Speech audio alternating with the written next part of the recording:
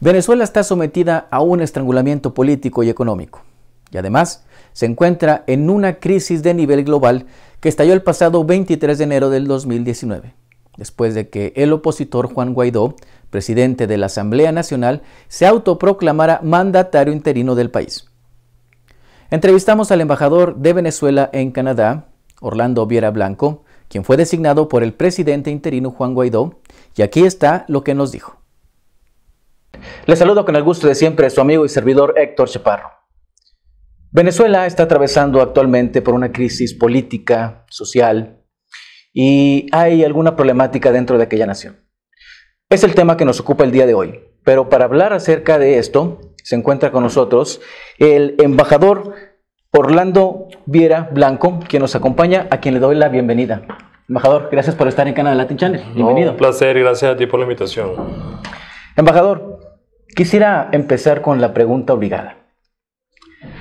¿Cómo está la situación actual en Venezuela? Bueno, la situación es una situación de emergencia devastadora, una tragedia desde muchos puntos de vista. Ya no basta que sea una tragedia de malnutrición, no basta que sea una tragedia de escasez de medicamentos, de anarquía, de caos, de criminalidad, de inseguridad, de una inflación que ya toca porcentajes que ya uno pierde la cuenta, 10 millones de por ciento, y ahora sin luz, sin energía.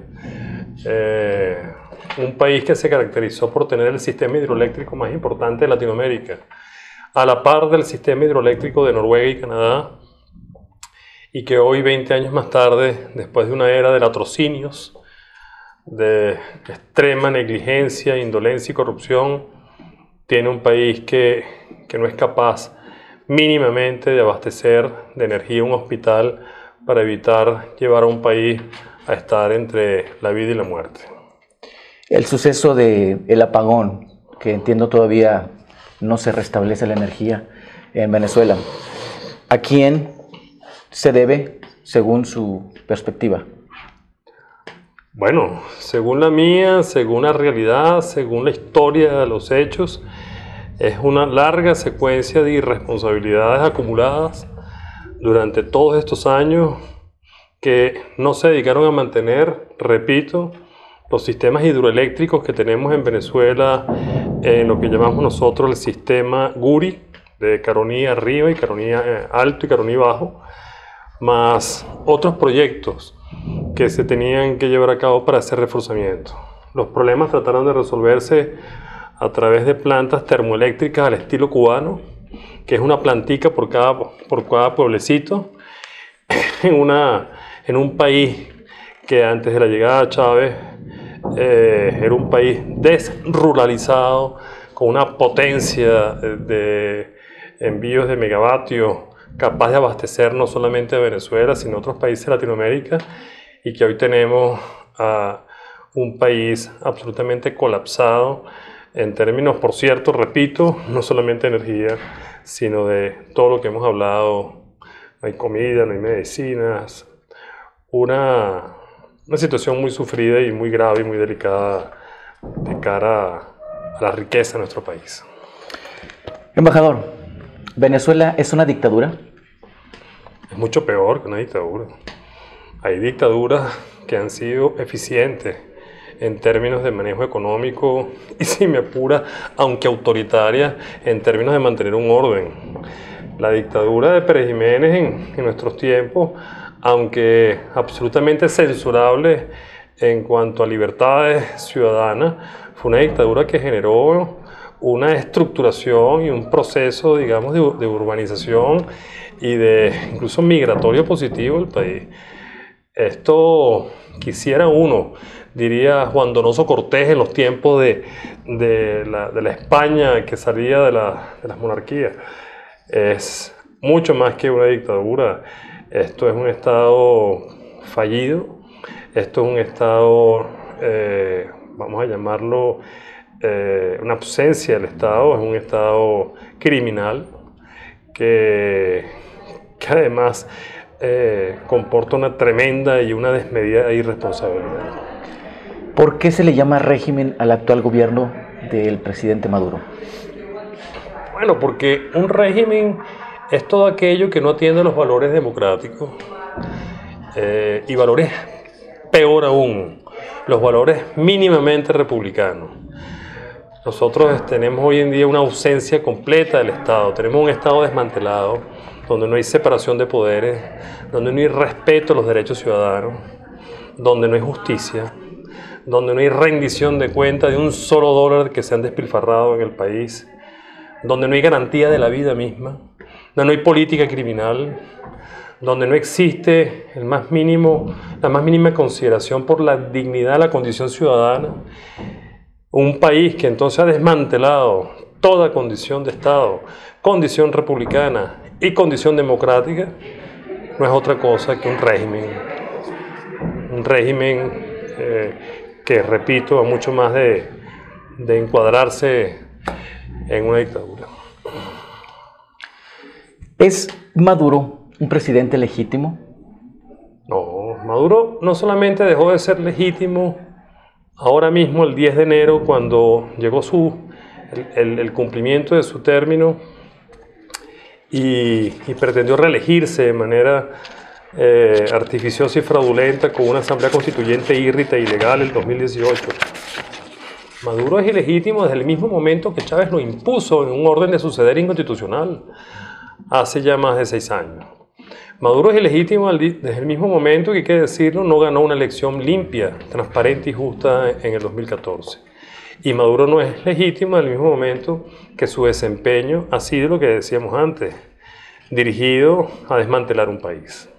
¿Es ilegal la asamblea constituyente que convocó a las presidenciales? Sí, absolutamente. Una asamblea que no podía ser convocada por el presidente sin contar después con la revisión y la elección popular para aprobarla como tal. ¿Qué papel juegan los medios de comunicación en Venezuela actualmente? Bueno, lamentablemente hay un blackout informativo. Los medios de comunicación, por una parte, han sido cerrados o confiscados por parte de la era Chávez-Maduro y por otra parte han tenido que autocensurarse para evitar el cierre de las últimas ventanas de voces que hay en el país. Embajador, tengo que hacer esta pregunta, pero ¿existe la crisis humanitaria en Venezuela? Absolutamente. Una crisis humanitaria que es peor a la que tenía Ruanda y Somalia antes del desbordamiento genocida. En Venezuela tenemos récord de mortalidad infantil por causa de escasez de medicinas y de material quirúrgico. 85-90% de nuestros hospitales no tienen ni medicinas ni material quirúrgico. Estamos hablando de un país que nuestros ciudadanos de promedio han perdido más de 15-20 libras de peso. Estamos hablando de un país que adolece de mínimamente de un sistema de energía, lo estamos padeciendo en estos días, y un país que no tiene agua en pleno siglo XXI. País rico, por cierto, en lo que es recursos acuíferos, y es el país que tiene las reservas más importantes del mundo en petróleo. Dicen por ahí que Venezuela se escribe con P de petróleo. Ajá. Debido a la riqueza, como usted lo mencionaba, del petróleo y aparte la siderúrgica que hay y que se quiere extraer. Pero bueno, otra pregunta que tengo es, ¿por qué un gobierno como el español de izquierda está apoyando a Estados Unidos en el sentido de Venezuela? Bueno, la verdad que Pedro Sánchez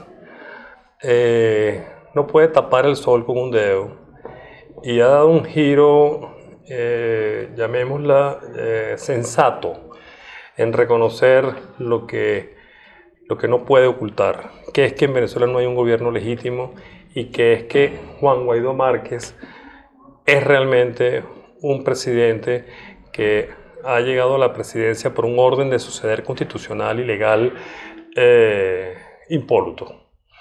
Entonces, en este sentido, hay una coincidencia de España con lo que ha sido la política norteamericana, tanto de trío como troyano, que es que ir paulatinamente reconociendo que en Venezuela hay un gobierno o un exgobierno ilegítimo y una democracia que ha sido desmantelada. ¿Qué alcances tiene la crisis, la problemática en Venezuela? Se habla que es un conflicto geopolítico a nivel global. Bueno, imagínese, si usted sabe que hay 3 millones de venezolanos que han salido, o quizás más, 4 millones de venezolanos en los últimos 2 años, que ya somos cerca de 5 en el mundo, y que 1.700.000 se han apostado en Colombia, un país que no puede absorber esta crisis humanitaria. Si usted saca cuenta que Siria significó en su momento un éxodo de 250.000 personas y nosotros quintuplicamos, y ya pierdo la cuenta de cuánto esto está significando. Y así va sumando cuántos hay en Chile, cuántos hay en Panamá, cuántos hay en Perú, Ecuador, etc.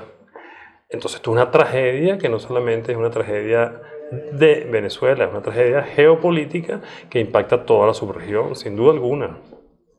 Embajador, ¿cuál es el estatus actualmente de la diplomacia venezolana?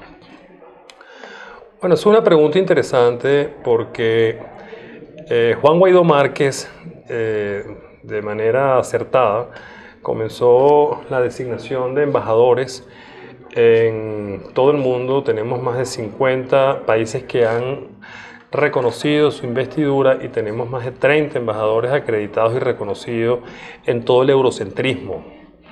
Esto significa realmente un reconocimiento de quién es el presidente en Venezuela, pero tenemos una diplomacia que todavía va acoplándose a una situación que es inédita y que tratamos, incluso lo que estamos en este rol de avanzar en la canalización de ayudas humanitarias, de problemas de la diáspora en los países donde estamos, bueno, y de una vocería internacional de apoyo a lo que sucede en el país.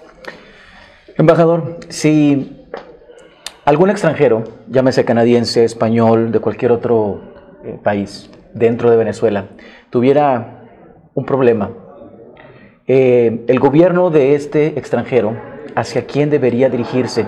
¿Hacia el presidente interino Juan Guaidó o hacia el presidente Nicolás Maduro? Yo le voy a decir que a ambos. ¿Y por qué? A Maduro no como presidente, sino advirtiéndole que esa posición de facto que atente y que sea capaz de poner en peligro a un ciudadano del país reclamante tiene consecuencias. Y a Juan Guaidó dándole su respaldo como responsable real de la integridad y la seguridad de los ciudadanos extranjeros o incluso diplomáticos de nuestro país. Esa debe ser la forma correcta. Yo entiendo tu pregunta porque hubo una declaración por allí de un funcionario español que dijo que él buscaría hablar con Maduro. Bueno, yo invito a ese funcionario español que por favor se lea la Constitución venezolana. Con toda cordialidad yo le puedo también ilustrar en qué consiste un orden de suceder constitucional, tanto como él seguramente conoce el de su país. Así que no confundamos realmente en este momento y hasta estas alturas del partido quién es el presidente interino de Venezuela. Embajador, ¿quién es Juan Guaidó? De repente, no solamente los venezolanos se sorprendieron porque llegó, apareció, sino que a nivel global, ahora sí que a nivel global, la gente estuvo sorprendida porque era prácticamente una persona que no conocían. ¿Quién es Juan Guaidó? ¿De dónde viene? ¿Y por qué toma este papel de presidente interino? Juan Guaidó es un joven político venezolano que viene de la generación de los jóvenes de 2007, cuando en ese momento Chávez intentaba reformar la Constitución para eternizarse y para eliminar la alternancia en el poder cuando cerraba RCTV. Juan Guaidó es un joven venezolano de clase media que viene de la parroquia de La Guaira, de la zona costera venezolana, un muchacho humilde, un hombre bien preparado, no solamente en Venezuela, sino también en el exterior, que ha madurado desde muy joven, insisto con esto, la tragedia que vivimos en nuestro país. Juan Guaidó es un hijo más de esa reserva democrática venezolana que le hemos enseñado a nuestros hijos que nuestra libertad es histórica. Y él ha asumido y Juan Guaidó ha adoptado ese compromiso histórico que aprendió en su casa, en ese matriarcado además que es Venezuela. Y Juan Guaidó es una cara fresca, es un líder joven que le está devolviendo la esperanza a un país y está interpretando muy bien, con mucho tino, te repito, con mucha madurez, cuáles son los pasos que día a día, sin desbordarse, sin atender tendencias, sin atender emocionalidades desbordadas, tenemos que ir tomando para lograr definitivamente el desenlace de cambio que necesita el país de la manera al menor precio político, humano y ciudadano que podamos lograrlo. Embajador, cambiemos un poquito de temática. Vayamos a un poco lo que usted realiza aquí en Canadá. ¿Qué poder tiene usted sobre el personal consular y existente aquí en Canadá? Bueno, en este momento nosotros no hemos entrado en una diatriba ni en una situación de choque con este personal. Yo debo aclarar que tampoco es la idea. Nosotros no venimos aquí en un tono de pasar factura a un personal que de pronto muchos de ellos son más que la consecuencia que la causa de una circunstancia. Obviamente en su momento esto se irá definiendo. El propio gobierno canadiense nos ha pedido que tenemos que andarnos con prudencia. Entonces mi función en este momento es orientar a la diáspora venezolana que tiene muchos problemas respecto a su estatus en Canadá con el gobierno canadiense y hemos ido dándole soluciones o al menos salidas aparte de esos problemas, como por ejemplo no es tener una identidad, no tener un pasaporte de donde lograr un estampado de tu estatus. Otro problema es lograr la suspensión de las deportaciones. Otro problema aquí a lo interno es en definitiva que el gobierno canadiense logre un reconocimiento de la situación humanitaria y de compasión que puede merecer un expediente en un momento dado de un venezolano en este país. Otro tema es hablar con las autoridades, digamos, de Canadá, cómo canalizar otros mecanismos de ayuda humanitaria. Y otro tema como embajador ha sido hablar con nuestros colegas embajadores buscando fórmulas de solidaridad como el Grupo de Lima para ir día a día buscando las fórmulas para lograr la salida de un desenlace en nuestro país. Embajador, ¿ha tenido usted contacto con la comunidad venezolana en Canadá, en las diferentes ciudades? Y si es así, ¿cómo lo han aceptado? ¿Y qué es lo que le comenta la misma comunidad venezolana? Bueno, la comunidad venezolana que ha tenido casi 20 años sin vocería y representación real, porque recordemos que el gobierno de Chávez significó una suerte de apartheid político y una suerte, digamos, de exclusión sistemática a todo lo que no fuese de su preferencia, celebra que hoy tengan una representación de una persona como uno que no andamos ni en revanchismo ni en posiciones ideológicas, sino estrictamente ciudadanas. Celebra que tengan una vocería frente al gobierno canadiense. Celebran que tengan mínimamente un punto de apoyo, de orientación, que les hablen el mismo idioma. Hemos tenido encuentros en Montreal con la comunidad en reuniones y en manifestaciones, hemos tenido encuentros en Ottawa, en Toronto y ahora casualmente aquí en Calgary hemos venido a reunirnos también con la comunidad venezolana, que es una de las ciudades, por cierto, donde tenemos mayor representación. En resumidas cuentas, yo siento que hay una celebración y una alegría, pero también hay un compromiso, un engage. La gente también nos pide, bueno, avance en la resolución también de nuestras dificultades.